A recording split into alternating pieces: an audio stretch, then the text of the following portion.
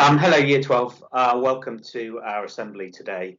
Um, I hope you've had an interesting first half of Trinity term.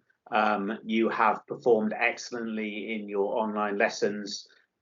We know it has not always been easy, but we know that you have been working apace. We have all been trying to adjust to how you develop workloads in this situation, and we are trying to be responsive to those needs through the feedback that you've been giving us. As you know, yesterday I wrote to you and your parents with a clarification about the end of year exams, and the fact that we have decided to offer you exams in the fourth week of June and in the first week of September, the week starting Monday, the 31st of August, which is actually before the new term was due to start. But we felt that would be best for you for all your different circumstances because of the virus creating all sorts of different issues in different households. I just want to now use the rest of the assembly just to be really clear about what all of this means, because there are some misconceptions, I think. One is by Monday, the 25th of May, this coming Monday, your heads of department should have sent to you a summary and revision document stating what you have studied this year, what will be in your summer exams, June or August, and revision strategies for those exams. The difficulty level of the June and August exams will be the same. The mark schemes will be the same. The content studied will be the same. Some of you, there seems to be a perception that in some ways, if you do the exam in June, that is easier than you doing it in August. I don't really see that. The only difference is the amount of time in between one exam and another, and that's always a factor in exams. What I mean by that is, are June students going to be able to get more help with their exams than August students? No, because you are all in the same T2, Trinity 2 classes. Those classes will not be revision classes for the exams, apart from maybe one or two lessons which just remind you about what a year 12 content exam might be. So if, for example, if you're studying English with me, I may well have a lesson in T2 where I just go over the fact that we'll be studying crime, which is and what you should do you will be doing tragedy and crime. My group study tragedy with me, and so I will just go over in a lesson what a good tragedy exam essay looks like. And the rest of T2 teaching will be new content lessons. And therefore you are all on the same track with that. The document that HODs send you out on Monday, heads of department send you out, you can use as a revision document. So whether you're preparing for June or for August, you should all be doing revision in your study periods, because you know those exams are coming. That has always been the case, virus or no virus, that at the end of the year, students would sit an exam on the content of what they've studied. We're just going to give you, as it were, the chance to choose between whether you do that in June or whether you do that in August to suit your circumstances. I suggest that you all continue doing that revision through June, even if your intention is to take the August exam. That way, if there is an issue in your revision, if you feel like there's a gap, etc., you can in June still consult your teachers within lessons. You can ask them questions, or you can ask for an extra session with your teacher if there's something you don't understand. I think we are also from the week beginning 15th of June, we're looking at the possibility of opening the school for those that want to come in for the week, for particular bespoke sessions, pastoral, or they may be academic catch-up, and you're all welcome to come to those. The timetable that we're trying to work out, and so we'll send you further details. But again, that would be open to all, and whether it's not clear to me that just because that happens in June, it's then good for the June exams.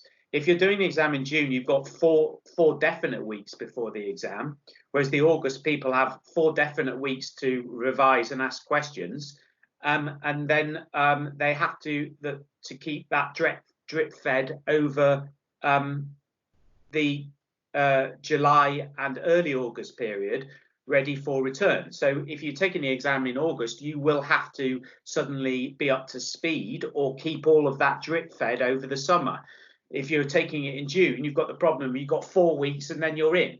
That's a problem either way, but it is not a problem in fairness. You're getting the same exam and the same chance, and we're letting you choose, okay? There is, I think, a perceptual difference for some of you that it will be greener on the other side, i.e. that if you take June, oh no, those students in August will be getting a better deal. Or if you wait till August, oh no, those students in June will be getting a better deal. That's not the case. The exams are the same. Exams are exams. They always cause some stress. You deal with that stress by being practiced and organised. We're giving you time to do that, and then we take your results. Okay, turning to the question of results, there is some misconception here. As we said last night, you will not get an attainment grade for year 12 or a predicted grade for UCAS until September. That's all students. What we said last night in the UCAS meeting was that the week after you take an exam, we will seek to return the raw score marks of that exam to you, right? What we won't do in that following week is tell you what your overall grade means. An A-level is a 2-year course, so the grade you get for an A-level is never complete until you have done the 2 years and you take a final exam.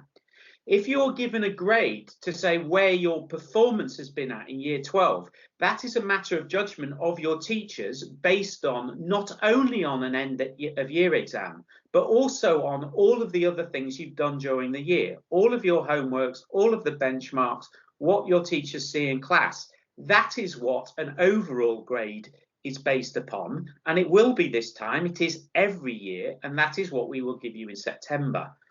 The predicted grade for UCAS in universities is generated in the same fashion as a very particular process. So for both June students and for August students, the raw score marks of those papers and feedback from those papers will be delivered in the week after those exams or shortly thereafter.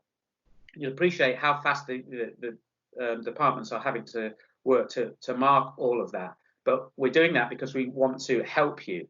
So again, that's a parity between the June and the August situations. And again, I would not worry about it. I think the only question for you is, one, how do I feel about taking an exam at the moment, given my home situation and what the last month and a half has been like for me? If you don't feel up to it, then by all means, wait until August. You will not be penalised for doing that. If you feel like, no, I want a sort of closure, I don't want to think about this over the summer, then we recommend doing it in June. Now, final point, I guess. Some of you will be thinking, well, maybe I can do the exam in June and then maybe I can do it again in August. That is not what we are going to recommend. I do not want you doing 2 sets of exams just because 2 sets of exams are suddenly possible. We will have a process for how this happens. So if you take the June exam and you want to then take the August exam as well, that you will need to put in writing to the sixth form team, to me, to Miss Rich, and explain why you want to retake an exam in August, because we do not feel it is in your best interest to necessarily do that. You should, we may approach some of you and ask you if you took an exam in June, to retake in August, if we feel that your standard is too low.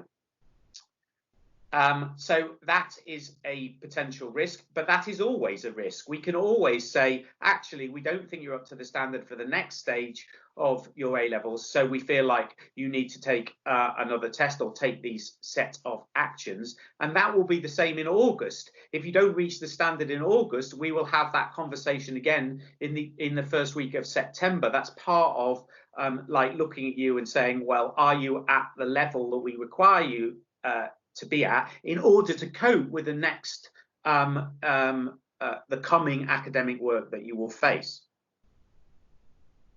So these are the reasons that I believe that we should offer you 2 examinations, and I hope it's reassured you that you are getting the same examination whether you choose June or August. Okay, on that note, I feel free to write to me, and if you want further clarification. But for now, I wish you a restful exeat, and I hope you get to go a little further afield than just your local park during exeat, if that's possible for you and your families. And once again, I thank you for your work in this last half term. And coping with all of the difficulties. You've done a really fantastic job, everyone. Okay, bye-bye.